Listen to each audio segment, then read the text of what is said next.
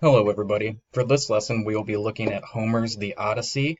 But before we actually start reading the book or do anything, we are going to go ahead and do an introduction to the Odyssey that includes a bit on Greek geography, Greek mythology, Greek gods, and beasts. The Odyssey is a very, very complex book. It's very old, it's very long, and there are a lot of different names, locations, and creatures in it. To fully understand the Odyssey, one can't just jump into it. Therefore, we're going to go ahead and use this first lesson as a way to understand the concepts we will learn in the Odyssey. We'll go over some of this in class, obviously, and we'll be doing our homework in class primarily, so make sure we're watching and pay attention to everything that goes on here. The Odyssey was, as I said, written by Homer, and it takes place in the Greek mythology era and in the area of Greece. So let's go ahead and start by looking at some maps. Here we have an outline map of Greece. As we can see, Greece is located in the Mediterranean Sea. It is across from Turkey. We do have Crete located right here. We have Athens, which is going to be the major democratic center of Greece, located right there, major political, democratic, literary center.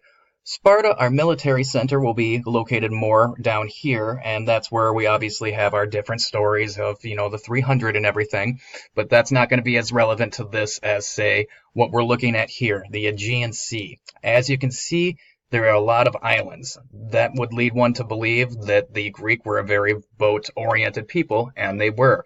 Boats were needed to get from one place to another, and they are often used, as we will see in our upcoming story, the Odyssey.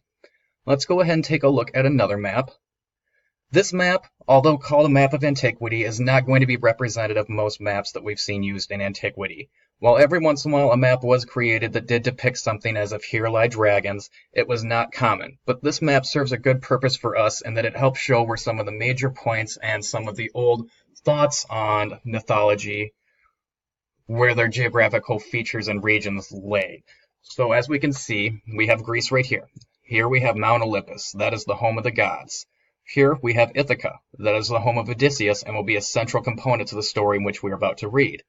We have Calypso's island here, as well as the entrance to Hades over here in the area of Italy. As I said, this is not something that we've seen, but this does show a very good representation of the type of things we will be seeing, as we have Troy here and Olympus here, and our battle of Troy, which is going to be preceding our story, taking place through this whole region right here. Next, let's go ahead and actually look at a map of Odysseus's travels quick before we get into the extra content. As you can see, Odysseus did plenty of traveling. Now this is going to be in a much smaller area than what looks like right here. It's going to be more so along the lines of going, from here to here around this area and back and forth. It's not going to be from here to here. It's this whole region right there. But we can see that he made several different journeys, that his journeys took him in different directions, and that his journeys never actually really brought him home. We can see that his journey from Troy originally started there, should have brought him here. However, whoa. That leads us to understanding there is obviously a lot of character development and different characterizations we'll need to see from this book and understand. But now let's go ahead and take a brief look at some of the mythology that goes ahead and leads into our book.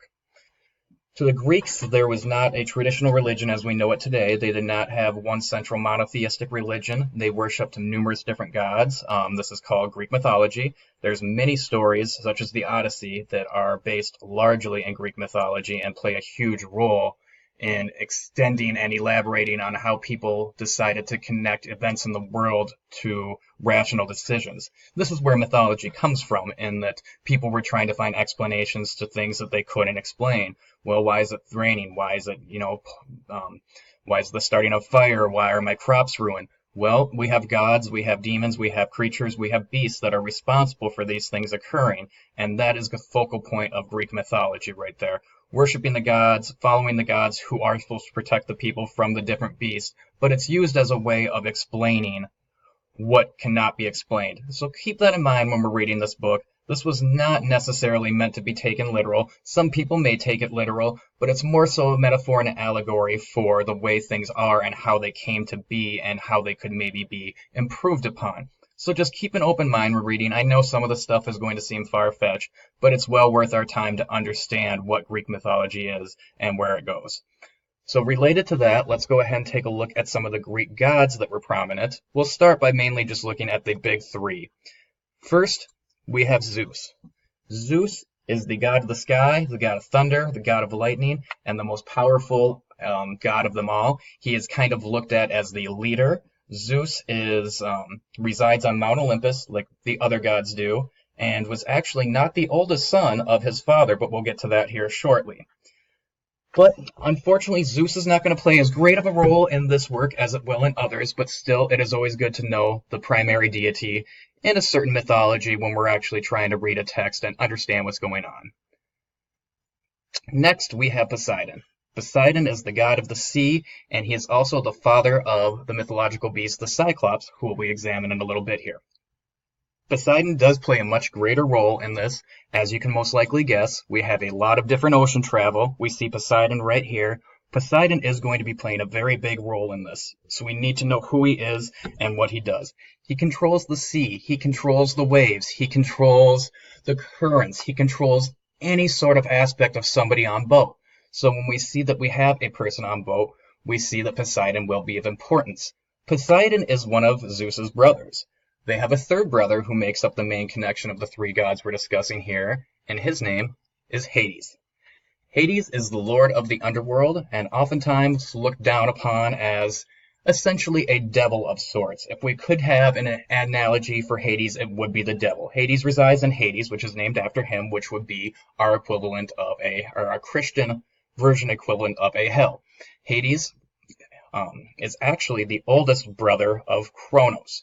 Kronos was a titan, a race of being that existed before the gods came into being, and actually was the father of Zeus, Poseidon, and Hades.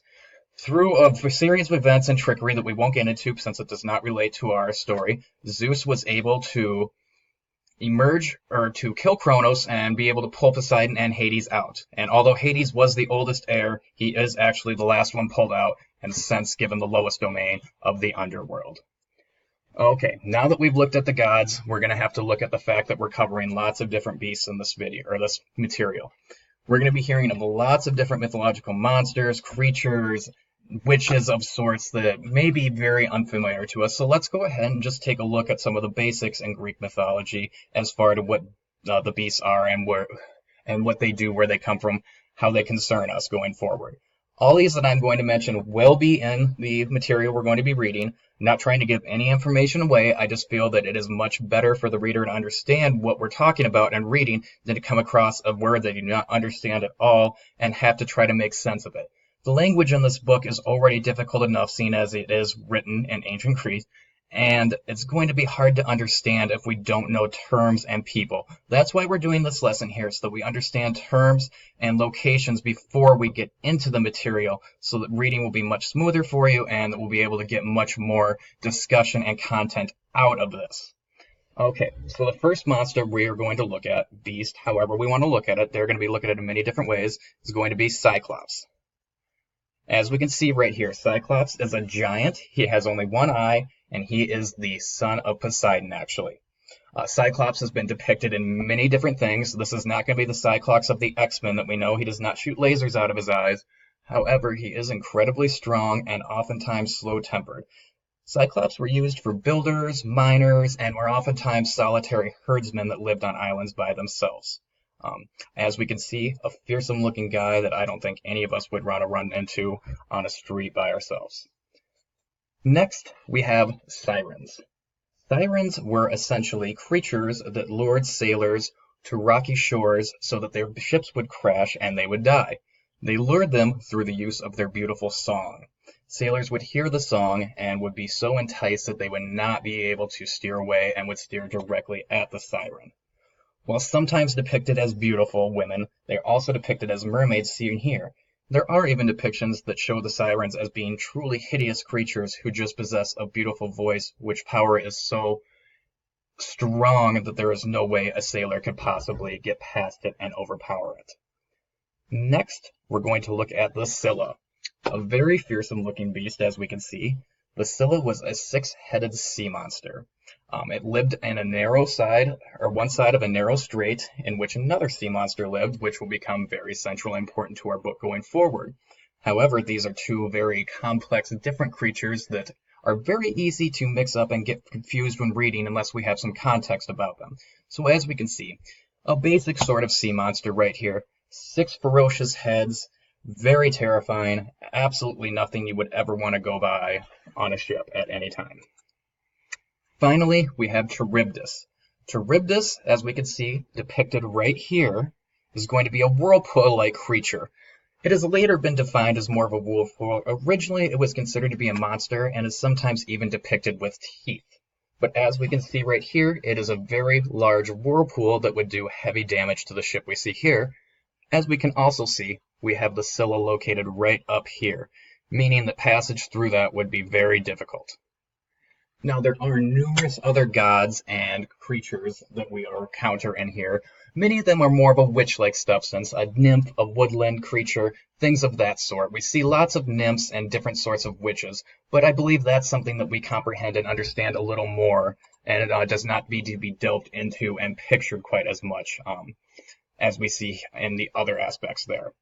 So, as we can see, it's going to be very important for us to understand our geography, seeing as it's going to take us across the entire spectrum of Greece from what we saw in our picture there for Odysseus' travels.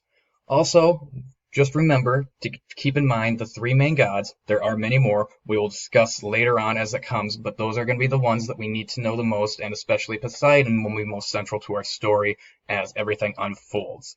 And very last, remember the differences in the creatures and the monsters. Not all of them are going to be seen in the same sort of light.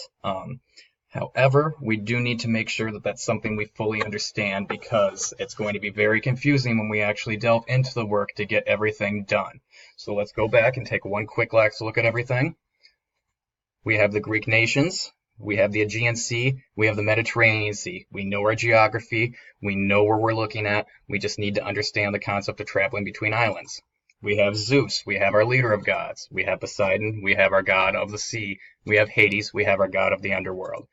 We have Cyclops, the huge one-eyed beast. We have Sirens, the beautiful songstresses that lure sailors to their death.